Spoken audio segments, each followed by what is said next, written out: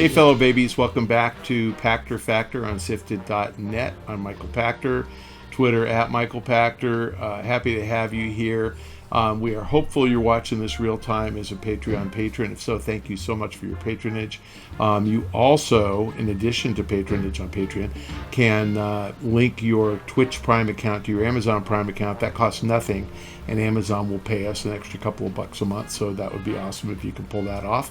And if you can do neither, then you're watching this a week later on YouTube, and you're watching it for free. So at a minimum, follow me at Michael Pachter on Twitter, follow Shane at Dinfire on Twitter, follow Sifted at Sifted Games on Twitter. Today's question from Sifted, from my bud Derek D111. Switch sales dropped 20% year over year last quarter, and sales of Switch Lite were down 56%. Is the platform finally reaching saturation, or is the market just returning to normal after COVID? It's not saturated, and I think that they've sold, I want to say 70 million. It's either 70 or 75, but that's global, so they're not even close to saturated. They probably have another 100 million to sell. I think they can sell 25 million a year for the next several years, and in the U.S. maybe 10 of those, 10 or 12. But part of it is you got a big spike when we got locked down. We didn't get locked down until mid-March in LA and probably end of March in the rest of the country. So, so demand spiked, and especially because kids weren't able to go to school. So kids were suddenly kind of ejected from school. Parents were stuck at home. Kids were driving them crazy. Parents felt guilty, bought their kids a Switch. Obviously, a lot of adults bought themselves a Switch as well. We didn't have a semiconductor shortage, so Nintendo had inventory on hand and kind of manufactured a lot and kept supply coming. We got into a semiconductor shortage at the end of last year, and it persisted into the first half of this year. So everybody's supply constrained. It's obviously more pronounced for things like PS5 and Xbox Series X. But Nintendo, I think, is selling all they can make.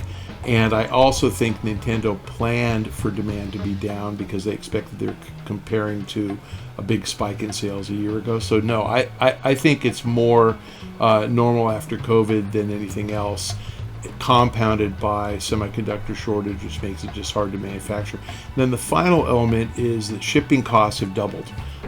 So transport via sea by container ship has doubled in cost, and that's a function of supply and demand. It's a profit deal. There's just so much more demand as we reopen, and the shipping lanes and the ships were idle. You're seeing ships coming into LA Harbor with no containers on them. And it used to be they would come with full containers, and then they'd fill up the ship with empty containers and leave. And the way you can tell the difference, the ones that are full with full containers are riding very low in the water, and the ones with empty containers are riding very high in the water. It's really interesting to see. I have a boat. I'm out there every few weeks, and we see them all the time. But I've never seen a container ship with no containers on it. And we're seeing that now because the rail system isn't working properly. The port offloading and isn't working properly because they haven't been able to staff up to the levels that they were running before. The whole logistics chain is screwy, and that means that the ships are less efficient. Demand is super high, so shipping costs have doubled, and that just means that some manufacturers, and I can't say that Nintendo's one of them, but some manufacturers are not going to spend the extra money. It wipes out their margin if they have to pay $10 a unit instead of $5 a unit to ship it. So you're seeing a real weird supply chain disruption across the board. Weird stuff is out of stock, and that really is things with semiconductors. Fascinating, and I don't encourage you to go out and do this to test me, but go to a website to test me. Cars are selling for above sticker. So if you buy a new car, they cost more than sticker price. And that's because, again, cars have tons of semiconductors, so supply chain is really screwy for cars as well. I have a buddy who pre-ordered a Ford Bronco, and I want to say he pre-ordered it in like spring of 20 for delivery in summer of 21. And his car's supposed to be here next month. This is August. It's supposed to be here in September. He literally just got contacted from Ford, and they said, you ordered the hard top we can't supply the hard top on the date promised, a year and a half after he ordered it, but we can get you a soft top, and we'll refund the difference, or we'll put you in the queue for a hard top whenever one becomes available. And the guy was like, I actually want the soft top, that's fine. Like, the convertible Bronco is a real cool car. So he's actually pretty happy, and he's getting whatever, $1,000 off. Or I think it cost him less, but whatever.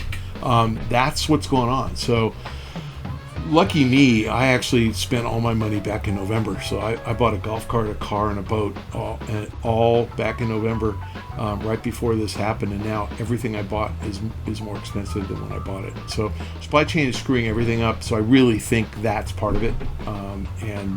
But again, it's hard to get down to the micro level and say that's what happened to Switch. We do know demand was up during COVID last year, and demand has lightened as kids went back to school this year. So I think that's it. But no, I don't think they're even close to market saturation. I think they're going to sell their 25 million units this year pretty easily, and I wouldn't worry about how it's trending quarter or year to date. Please make sure, if you're a Patreon patron, that you also are a Twitch Prime link to your Amazon Prime account. There's a ticker below with your names on it. If you don't see your name there, you didn't do it right. Try it again. And if you're a YouTube subscriber or Patreon patron, we thank you. If you've linked Twitch Prime to Amazon Prime, we thank you. If you're watching for free on YouTube, follow me on Twitter at Michael Pachter. Give me grief for being a Democrat, or tell me you believe it, whatever. But it's good for all of us if we have different opinions and we can express them, and then still get along and like each other for who we are. Thanks for joining us. We'll see you next time.